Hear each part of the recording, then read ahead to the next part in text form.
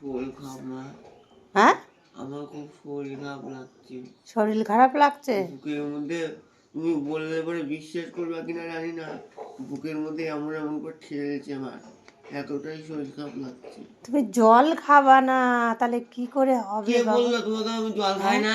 জল খাওয়ার কথা বললেই তোর রাগ হয় বাবা। কোথায়? আর সিদ্ধার্থ কিন্তু যে বিছানায় শোবে সারা রাত কি করে ওই জানে। এই যে বিছানা সব এরকম হয়ে যাবে। এখন ছেলেকে নামাতে হবে, নামিয়ে তারপর আবার বিছানা ঠিক করতে হবে।